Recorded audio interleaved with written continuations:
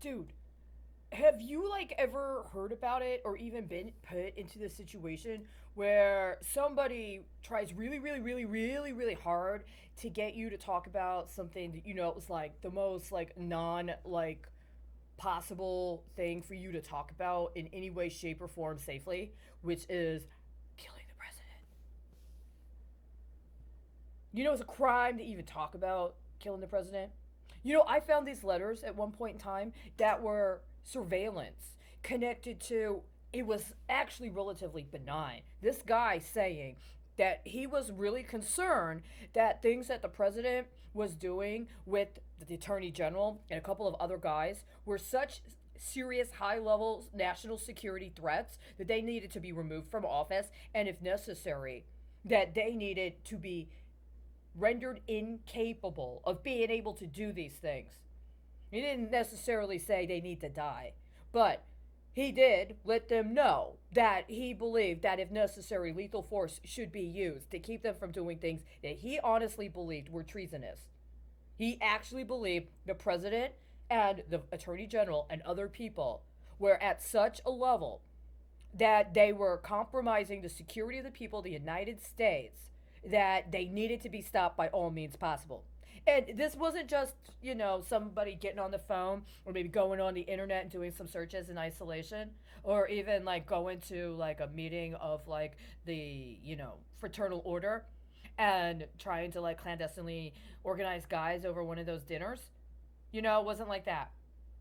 It wasn't even like he got like a whole arsenal together and, you know, came up with specs about like how he was going to case the joint. This guy wrote a formal letter to an actual person in a government office. And somehow there was a secret commission at the time by the FBI that flagged his letter and said, this is a serious letter. And this is the thing. At the time, it probably screwed with that guy's life, right? He's writing a letter to somebody in office. He's contacting somebody in office about how he believes that somebody in the government is doing something that is so dangerous and so illegal that it could potentially constitute treason, that lots of people in the United States could be impacted, up to and including the deaths of people of the United States, and that the government had a duty to act to stop the president and the attorney general and these other guys from doing things so dangerous that it constituted treason, whatever it took. Let me tell you something. If I was a senator, if I was a congressperson, even if I was Department of Commerce, and I got a letter from somebody like that, I would actually look into what he was saying. Let me tell you why. Because a couple decades down the road, you know what it looks like? It looks like he wrote that letter for whatever reason he did, based upon whatever he had going on concurrently to what was being set up at the time, right? Which was Lee Harvey Oswald, but also Jack Ruby, right? And then, a couple decades later, it looks like his letter was taken and selected out of whatever else was going on and put into that commission so that it could be classified for as long as it was, because it was part of a secret capital outlay to set up other ops connected to successfully getting away with presenting matters related to what turned out to be the assassination of the President of the United States and then later the Attorney General of the United States. Right? Very different matters. You understand? Very different. You're not allowed. You are not allowed to talk about, you are not allowed to threaten the life of a member of public office up to and including the President of the United States. If you say and honestly believe that somebody is abusing their office in a manner that constitutes a capital offense, you have a right to pursue due process, no matter who you are. If it's not correct, then it should be appropriately adjudicated and it should be appropriately responded to, especially if you go on the record or are willing to put yourself at risk enough to go on the record, to provide testimony, to provide affidavits, including if you decide to exercise your rights to due process and even file a petition with the court, including if you have any sort of military service experience or are concerned that somebody is attempting to clandestinely recruit you under the auspices of being involved in some sort of secret military activity to undermine the government, and you feel it's appropriate to seek out an actual official military command structure within which you can address these matters, right? That's completely legitimate. And it actually shows a high level of tactical thinking that lets you know that if your people are capable of intercepting or comprehending efforts to try to undermine their safety and security, you might actually be doing a good job. The last thing you want to do is keep gaslighting them year after year after year while a mass campaign of comprehensive murder is allowed to be misrepresented by the government as being anything other than it is, right? Very, very bad judgment calls on one level or another. And it gets even more compounded if you let somebody take a petty misrepresentation of the utility of making somebody a token example for your disdain for, dislike of, or very significant objection to a particular kind of political paradigm, including one that happens to be legal at the time in your country, but that you don't agree with. And make an example out of them while you willfully ignore actual, literal evidence of crime implicating you and the people you're co-conspiring with to try to make an example out of them. You understand the difference? Very, very significant difference. This is coming from somebody that hasn't had a conversation with somebody that's capable of taking responsibility for the level of cognizability that every single day you refuse to demonstrate while you also try to drive around everybody's life to your advantage.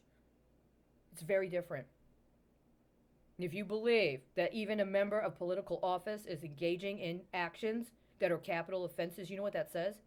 You understand that your country has been put into a position where they understand themselves to not only be capable of murder, but to be at a point where they have no other political option than to engage in murder.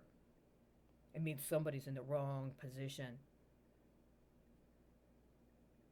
And if there's no other options for you as a person than to try to stop the murderers in political office by any means necessary, that says something very, very, very significant about what you allowed your country to become while you insisted on making yourself the alleged representative of that kind of people.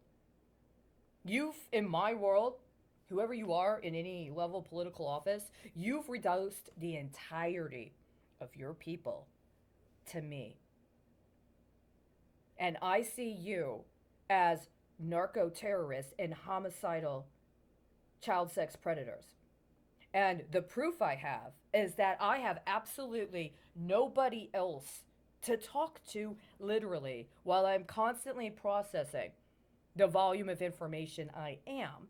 And the primary reason I understand that this has been justified is because somebody felt that they had a priority claim on my human capital. And they believe that abortion is a mortal sin. You see what I'm saying? And yet, in the United States of America, it's legal. And anything else that could have been my political community has been completely separated from me. Because even if that's the situation I'm in, I already know better. I am cognizant that at the time I knew it was wrong based upon what I believed in. And I knew I was being extorted. And I succumbed to the extortion, even though everybody else said it was okay because it was legal. And so if you thought you were going to teach me a lesson about putting somebody with a homicidal intention to go after somebody that he believes committed a mortal sin, then what else have you left for your government and your people that literally I'm the only one that represents the people? And you will do everything you can to avoid talking to me about all the other crimes and mortal sins that get meted out on a daily basis and keep anybody else from being able to be the people. At a certain point in time, that's kind of what happens, right? You wanted this all or nothing kind of paradigm. You wanted this paradigm where you weren't going to give me anything that actually reflected appropriate representation of who me and my people are. I literally don't have any other people because you've murdered them. And my understanding is that the reason you justify that is because you think in some way, shape, or form you can make an example out of me because I was involved in something you consider to be a sin. You haven't given me any due process. You know what that tells me? I'm the president and you want to fucking murder me. But you've kidnapped me because you keep trying to extort ransom out of other people. And it doesn't really matter. I didn't agree with the law. That was the law at the time. I've done everything I can to work to change the laws that are offensive and that are not actually constitutional. Who the fuck are you? What are you doing saying you represent my people or my country? Right? Because let me tell you something. If if the people outside you're trying to extort said, what do you want us to do? They're going to kill you and they're going to kill a bunch of us. You know what I'm going to tell them? Find a way to kill him first. And if you have to take me out, then do it. Right? That's all there needs to be said. If you didn't agree to take the risk, you had no right to be there. And that's a big problem we're having. Nobody wants to take responsibility for understanding that that's the risk they created for all of us when they said they were representing us, and yet they don't want to take it for themselves. And that's why I literally don't have any people. I don't have any people. None. None. They're gone. And you don't either. All you got is me.